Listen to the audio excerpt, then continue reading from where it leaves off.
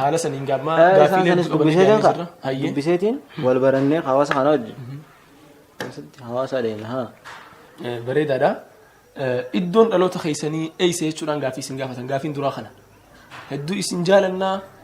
seenaa keessan baruu barbaanna kanaafuu iddoon dhaloota keessanii eeysaadha gaaffiin duraa. Iddoon dhaloota kiyyaa egaa baruu barbaadaniifu as arma gadde hin walaal silaatu keessa sigarsiisa asuma laal asuma haa dhihoo jecha dhihoo as harargee lixa hirna ciru ni eessu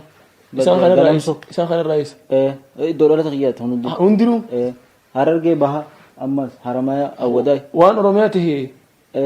hombolcha haaya hundi iddoo dhalata qiyyaati hanga nu jechuudha baalatis dhalatti jaan iddoo dhalata qiyyaati ajaa'iba rabbii kana kun ammas booranattis dhaladhe haruma wallaggaa kana fooliin bahine malee wallaggaas ni jaan sun kijib namni dhugoomse hin jiru dira dhalattis dhaladhe iddoo dhalata qiyyaati bakka hunda dhalatte oromiyaan guutuun iddoo dhalata qiyyaati biyya alattis dhalattee jaan sun kijibagin ana achitti ifi yaadadhu oromii waaqessi yaadadhu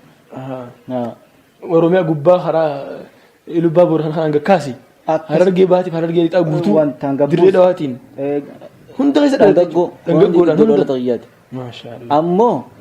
ammoo iddoon itti dhaladhe keessa dhabjee dhaladhe asuma asiin akkana deemteeti gadduu sana gaddeemta asuma jechuudha laal gaddeemteetuma labbaa gabbuuta asiin labbaa gabbuuteeti qaxxitaa deemta akkanumatti laal kallattumaan gabbuutu kallattii sun hin gabbuutee dhoqa tokko jira gubbaan utaalte gubbaan utaalteetuma bishaanii jira bishaan san horofa huccuu nama balleessaa oguun orofee keessuma dabartaa si balleessu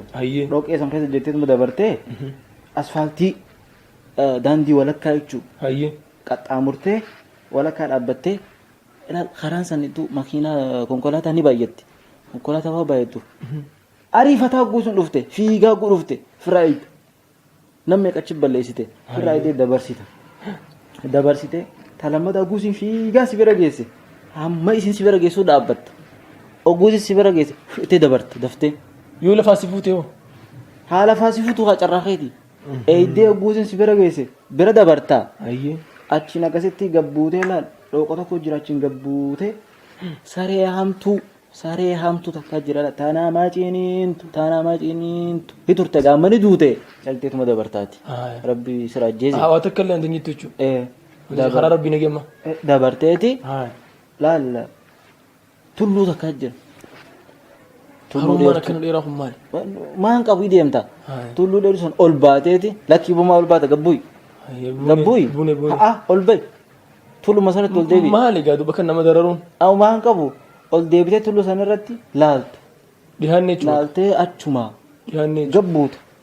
tullu sanii miti dogongoraan si horsiise tullu